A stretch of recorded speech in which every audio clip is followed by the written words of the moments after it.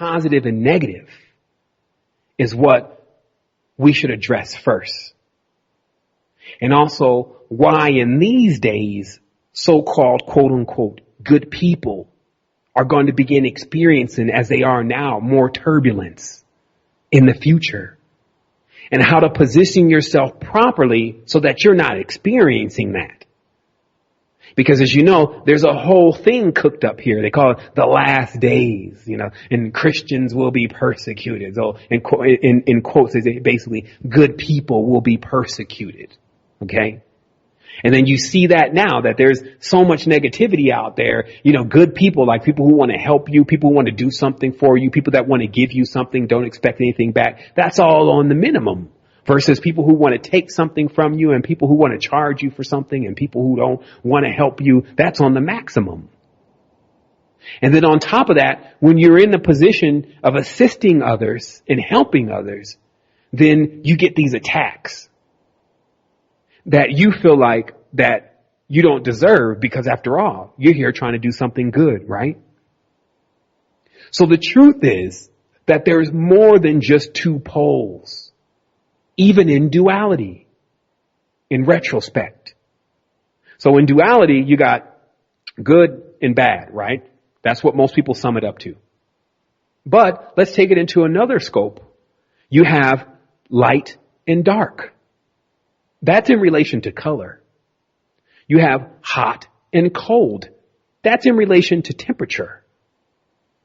So you see, there's more when you start to examine this quote unquote duality. It's not just saying that there's two poles. It's saying that there's two aspects to a myriad, meaning tons, millions, billions, trillions of different integers. So it's not just about just two poles. It's about what decision you're making at each moment. And even more important than that, it's about how do you find the neutral zone? Because some have actually confused neutral with being good. When you say, well, I'm just neutral, and that means you're the good one. It goes in their mind. It just goes to good in their mind. But that's not what neutral is. Neutral is not good or bad. So what I'm saying is that we have to find neutral. We have to be able to fully define neutral in our consciousness. And the way that we do that is we begin to examine closely how that plays out in the esoteric world. So what we'll see in the esoteric world is how balance has been achieved for hundreds, maybe let's say thousands of years here. Is either you play the game and you balance out the scales, or you exit the game. So I call this Freemasons versus monks. Freemasons, the ones that are in the degrees beyond the 33rd degree, not any of the lower degrees who are still, there's nothing wrong with this and blah, blah, blah, blah. There's nothing right or wrong in that world. Because that is the symbol of the white glove. The white glove means is that there's something in between me doing it. It means that if I kill someone, I must in turn save someone, and then that balances out. For those who may think that's preposterous, they may have not read the deeper works. That's why a Shriner will do charity. And every Shriner is a Mason. In the higher degrees, you must do both good and evil in balance. And because you're constantly exposed to these two chaotic fields, it becomes a very difficult thing. It's just called playing the game. That's why there's a chessboard there. Now, the opposite end to that, but equally as difficult, especially at 2015, is the monk lifestyle. This means that you basically retreat from humanity and you put yourself into a solitude and you create as little vibration as you can. This means that you don't actually send any kind of waves, because Even the monks know with every action, there's a reaction. That's not physics. That's old school knowledge and wisdom. So if you don't send any actions, then there's no reactions. And the only way to do that is to be still. That's why they call it the stillness of the monk, the stillness of the abbot. Because if you're not making any waves, then nothing should really come back. But if you got kids, you can already hang that up. If you can have done things already in the reality that make it impossible for you to go and do the monk so that you can achieve this balance. So it's equally as complex. While others joining Freemasonry for them and then rising through all these degrees and all these creeps around them and then finally making it to the point where they're charged to kill and to give. I mean, think about what a mind job. Equally as difficult. You see, so you have two different spectrums, but both of them have the same level of complexity. So what's needed here is a hybrid version of neutrality. So I started thinking about this. Now remember, this is real stuff. Like, again, when you start really asking yourself the questions about what you need to do here, not how you're going to appear to others, not what you're going to say next that's going to make others listen to you. Generally, if you're talking, you're not listening. If you're typing, your brain cannot be on receive. It's only on send. And that's what I was saying about it's somewhat like a attention deficit. So much divine feminine bottled up in creative energy, it wants to create right now, but it doesn't know what it's going to create. So it just creates these little words. All of our energy then funneled into something that can't even conduct the level of what we are. That's why art is so powerful. It's not words. It's an entire creation, an embodiment. Other integers are used, paint, sculpture, to give more of an expression of what we really are. That's the use and a partial use of the creativity. You know, if you wanted to be really creative, you in a sense need to write volumes as big as War and Peace. Write volumes to explain the different aspects of what goes on in our consciousness, not one sentence. So this hybrid version is what I call the Willy Wonka theory. And I named it that because while it may seem funny, it's very serious.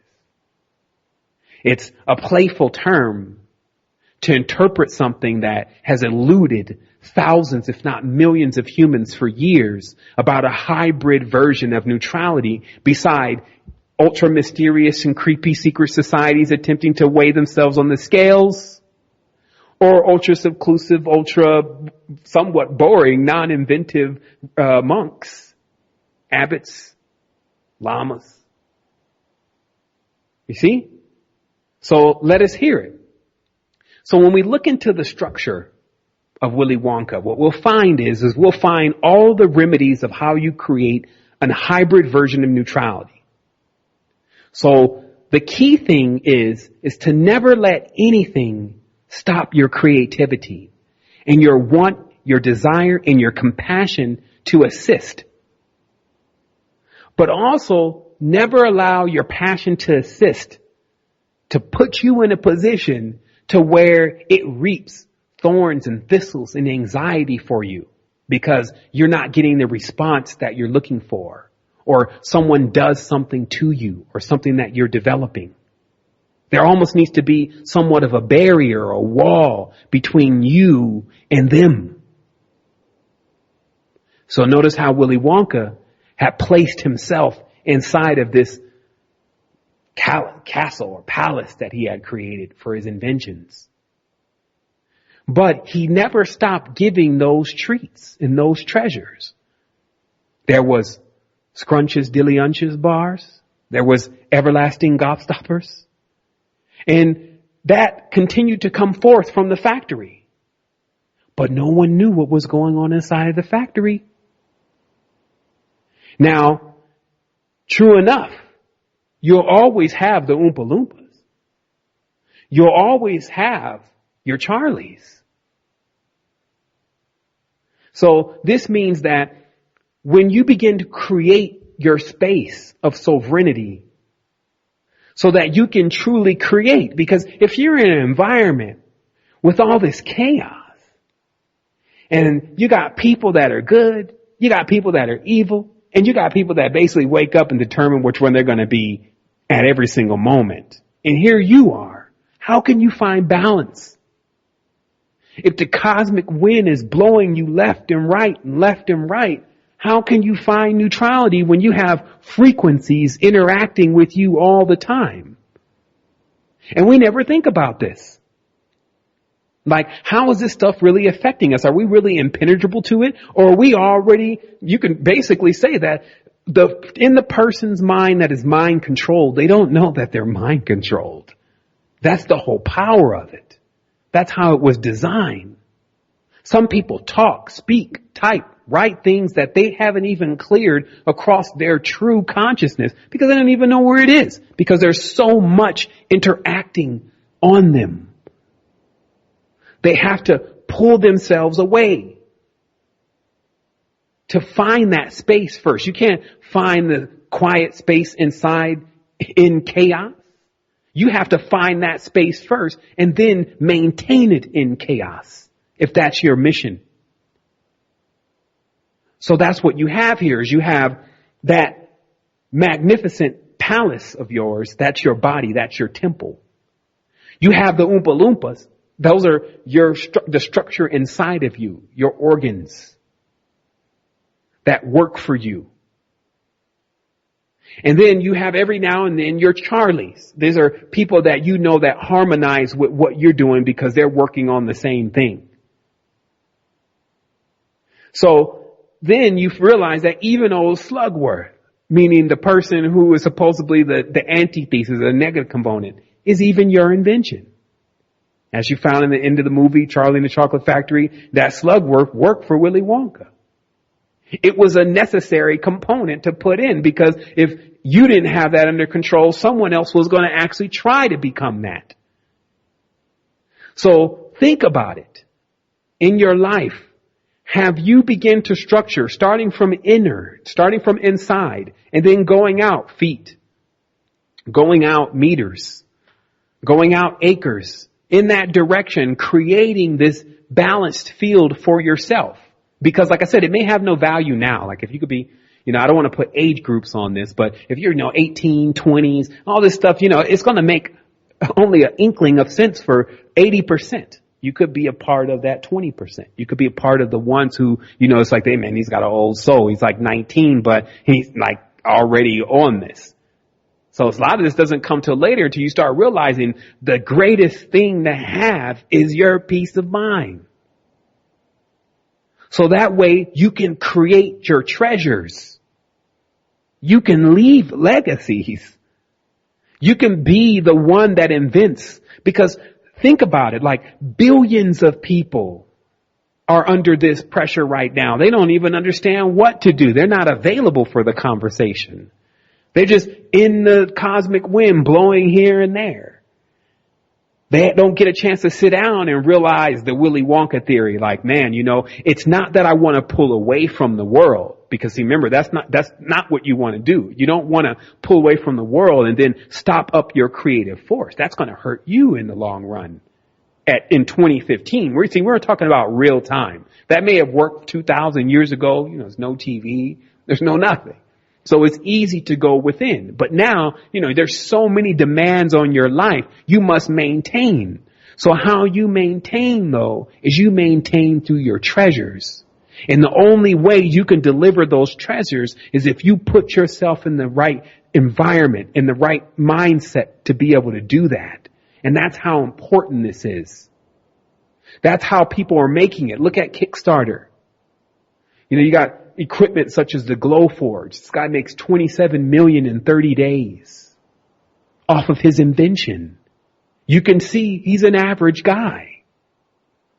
But somehow in his atmosphere, he was able to create that space to invent something.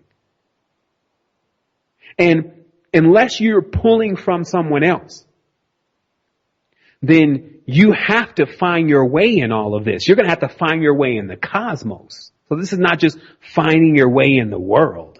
This is not just, oh, I can, I'm on a trust fund, or, I'm on aid or disability. This is not about just you being dependent on something. This is about you becoming dependent on yourself so you can create treasures. So remember, it goes right back again to the cannabis theory. If you depend on something else to spark your creativity, and you can't spark your own creativity, or let alone when your creativity is sparked, if you don't know what to do with it, if you don't got any outlets for it, how is that ever going to benefit you across the timeline? Not just right now, not just right here in this space, but when you die, or when you divide, when you leave all of this and there's supposed to be something else, what else will there be unless you created it?